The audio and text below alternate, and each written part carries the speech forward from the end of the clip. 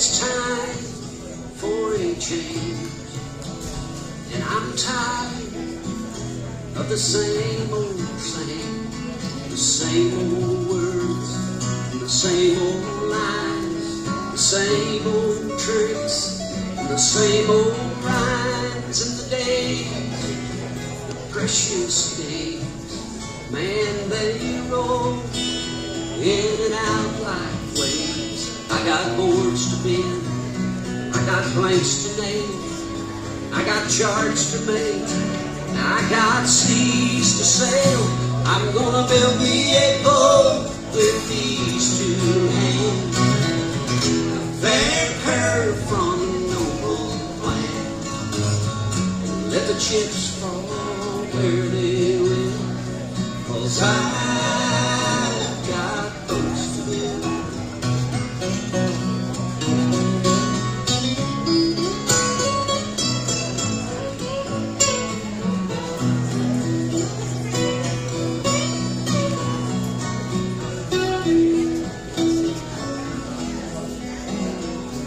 Sails are just like wings. It's the wind that makes them sing songs of life and songs of hope and songs to keep your dreams afloat. I'm gonna build me a boat with these two hands, a fair curve from a noble plan. Chips fall where they will, 'cause I've got boats to build.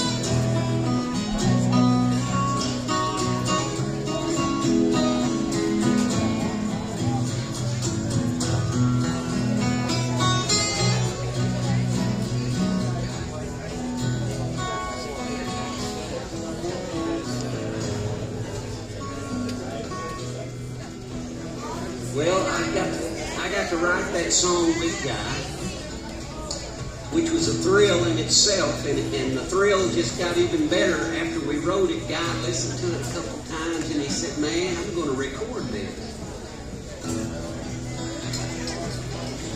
A couple weeks later, we were in the studio, and he recorded it, recorded a beautiful version of it. He listened to it a couple times, and he said, "This is going to be the title of the album. We're going to call it Boats to Build."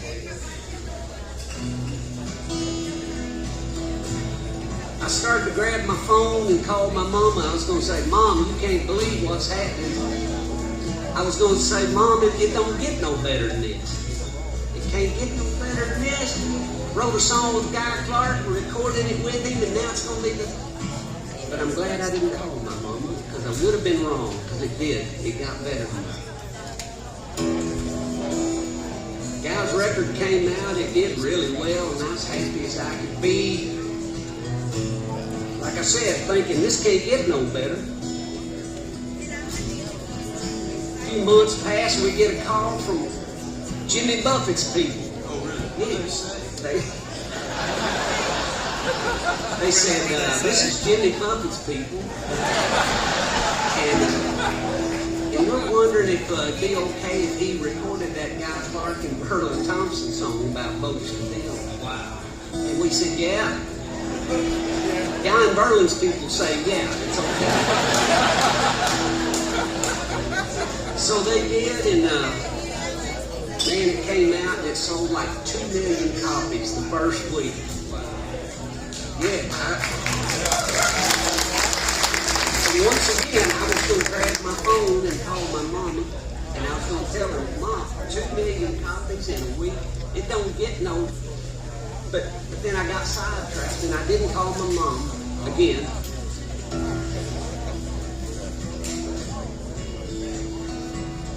And I thought, well, I'll tell her later. It can't get no better than this. But I'm glad I didn't call her, actually, because as it worked out, I got a call a few months later, I guess, and they wanted me to come to Scotland, of all places, and lead a songwriting workshop over there. About 15 people. We lived in a castle for a couple of weeks. So I went over there and did that. It went so well. It came Sunday. I said, y'all, we've been blessed. We're all going to go to church. Let's find us a church. We found a little church out there in the hills of Scotland, in the middle of nowhere, and we went in there, and the preacher was about to preach, and all of a sudden the little side door of the church opened up. Had a little squeak to it.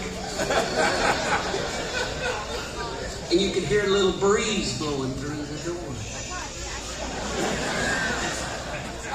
And you could hear the birds whispering outside in the tree. And you could hear them Scottish bagpipes in the distance.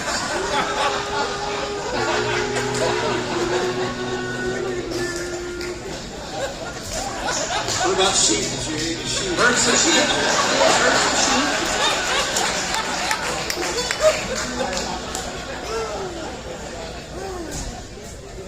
But, ladies and gentlemen, amidst all that ruckus, I focused on the light that was coming through the door. And in the silhouette, in that doorway, stood the Queen of England. I'm not lying to you. It was the Queen herself. She had come to this little church, and she walked in and she sat about 10 feet from me. Yeah. So her recent passing was, that was hard on me. You know, I felt close to her after that. After church that day, I was going to call my mom again, and I was going to tell her, it don't get me. Did the preacher say something? Well, I'm glad you reminded me, Shawn, because before church was, the preacher started preaching, and lo and behold, right there in front of the Queen and everybody, he said, now folks, y'all might, you local folks might know that I carry a little surfboard attached to my belt loop. And he said, a lot of people ask me why, and he said, the reason I do that is because that's a reminder to me to always try to catch that wave of inspiration. When it comes by and you feel it, jump on that wave and go make a difference and go help somebody out. He said, but a couple nights ago I went to this benefit concert put on by an old boy by the name of Verlon Thompson.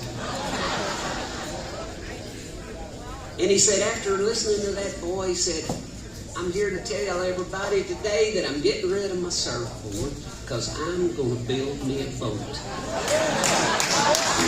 said, I need a bigger vessel. I want to catch bigger waves and help more people. I couldn't believe all this was happening, Shawn. What did you do? Well,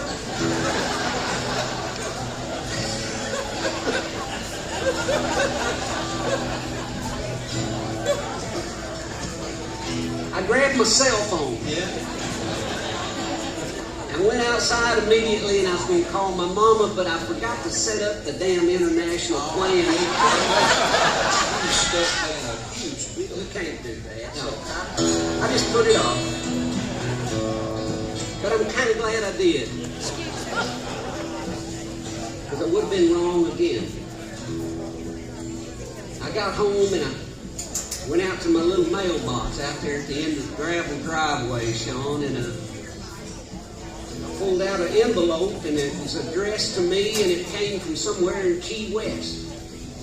It didn't have anybody's name on it or anything. I opened it up and turned out what it was a snapshot of an old weather-beaten wooden wall. It looked like it might have been on a dock or a pier somewhere. And somebody had taken a ladder and a bucket of paint, blue paint, and they climbed up on that wall and they started painting up at the top and they painted all the way down the lyrics to this song. But when they got down to the bottom left-hand corner of this picture, you could see there was an old Coke machine sitting there. Looked like it'd been sitting there for years, rusty and all banged up. And the artist, rather than move the Coke machine, he just painted the words right over the top of it. And I thought, look at that, all these years and nobody has moved that Coke machine because they don't want to disturb the lyrics. And that's when it hit me, brother. It hit me just how lucky I am. And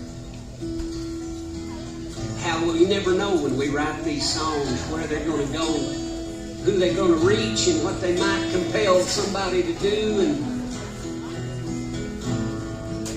I felt a little tear running down my cheek, actually. I headed back up to the house and I grabbed the phone, and I did. I called my mom. I told her what happened. I told her about that picture.